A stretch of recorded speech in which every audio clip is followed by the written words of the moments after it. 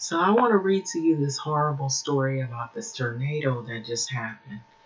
And it was really, really sad because I'm just going to put some of my, you know, opinion in there and some real experience about what I've known in terms of these jobs, like such as Amazon, and there are various jobs that have this where you don't. They have it in like I guess in their handbook that you're not to leave in the event of a situation. You'll see things that are really wacky in these handbooks at these jobs. Like the customer is always right. Um, and I'll be honest with you, the customer isn't always right about every single thing. Um, there are certain things, that you have to use good judgment on, I believe.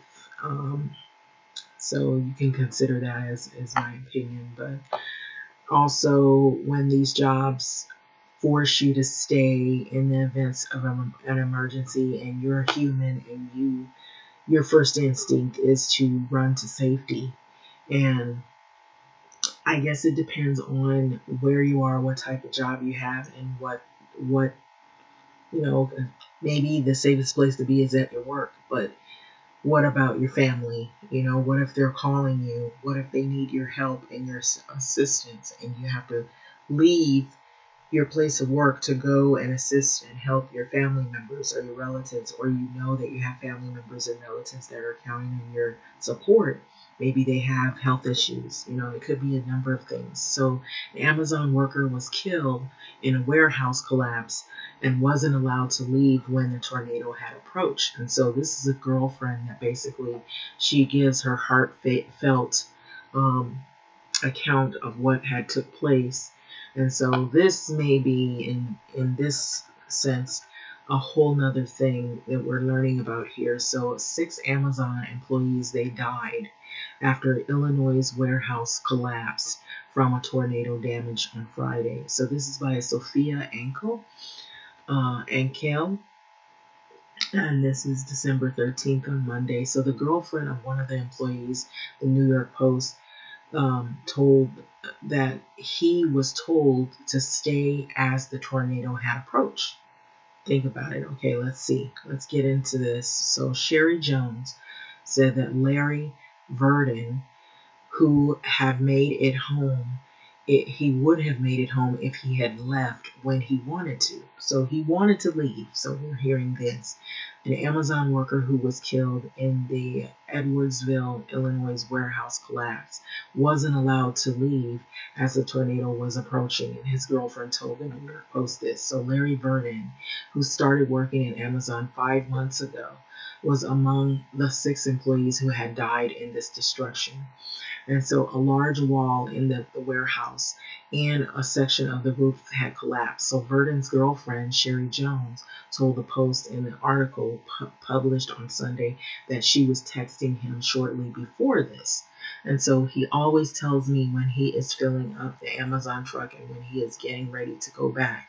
And so I was like, I love you. Okay, I love you. And he's like, well, Amazon won't let me leave until after the storm blows over, she told the Post.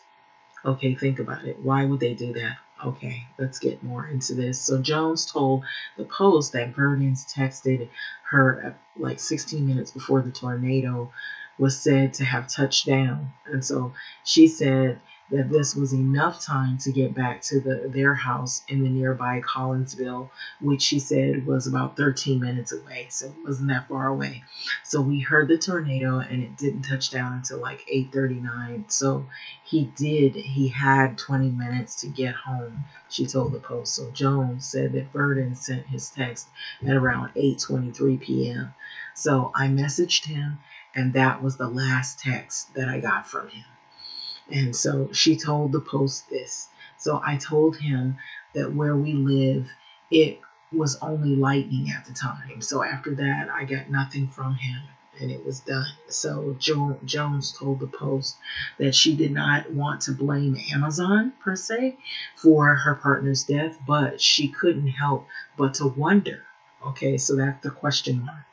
It was that what if situation. So what if he would have, they would have let him go or would have let him leave? So he could have made it home, she told the Post. So multiple tornadoes recently, if you hadn't heard, this is what happened. They ripped through Arkansas, Illinois, Tennessee, Kentucky, Mississippi, and Missouri on Friday night, leaving buildings destroyed and dozens of people dead. So Jones told the Post that her children, whom she had with Verdon, were not coping well with the loss of their father. And so my oldest boy, he thinks that daddy is going to come home. But now we have to tell him that daddy's not coming home. So when my daughter came into the house, she was like, "Where's daddy? Where's daddy?"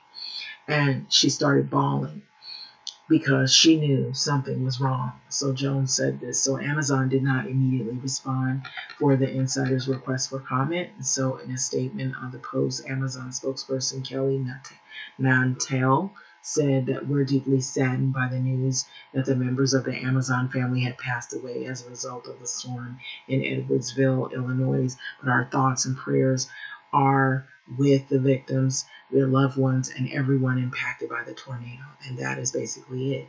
And so that, even though this woman lost her kid's father, she didn't even want to blame the company, but she was saying, what if they had have let him go? Now, that's basically what I was saying. Why do these jobs do that to people when there's an emergency, a catastrophe? If it's a situation like this, a tornado touching down, what is going to be left of an Amazon building after a tornado that's coming right for you? So I don't think it really would have been a bad idea to let the employees go home if they felt that it would be safer. What were they there for? To protect Amazon's profits? I mean, and so my question is now, I have a question. Are you going to pay for the man's funeral, and are you going to help that man with his kids now that he left behind because you insisted that he stay at work until the tornado was over with? I don't know if they thought that was making him safe, but it was the opposite. It made him unsafe to be there. So that was not the safest place to be. So anyway, having said that, I'm going to let this go. But the weather here in Los Angeles, it's been very nasty rain. I guess some people like the rain. They probably say we need it, but it has rained a lot. I think there's a snowstorm that is in the west, and there has been like a thick of rain today. So I said a thick of rain, but I don't know if that's the brunt of the snowstorm or whatnot. Maybe, but also it is said that California might have some snow in some areas. Now, one year I wanted to express, speaking of weather, what I thought was unusual, and I know maybe some people that are probably people that live in Pasadena are maybe aware of this, but one year I was in Pasadena, I actually saw a thin, very faint blanket of snow on someone's lawn. And I guess it was the closer towards the mountain area. I think it was Rancho Palos Verdes, somewhere in there. Somewhere in the Rancho area. I don't know if I'm saying Eden Canyon, somewhere close to it. Well, I saw a blanket of thinly veiled snow. And so I said, wow, I have never seen that. The last time I saw that was in Illinois, in the Waukegan area of Illinois. But it wasn't thin, it was a lot thicker. You knew it was snow because it was the Midwest.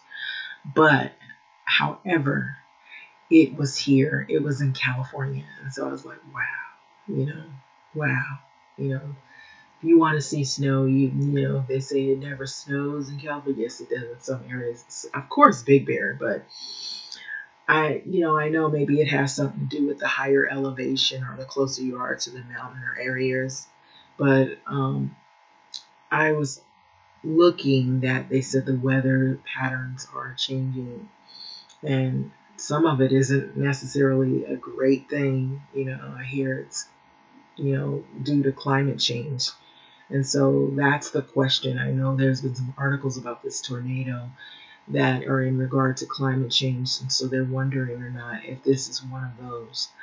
Um, I also saw something about this saying in reference to climate change, is this one of those events, catastrophic events, that has progressed over the years to the point to where now you see it becomes so deadly that people have to stay on alert, that this is something that's going to be like a normal, a scary normal event that they have to be made aware of.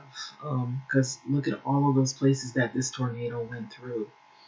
And I mean, it ripped through the places like matchsticks. They were matchsticks.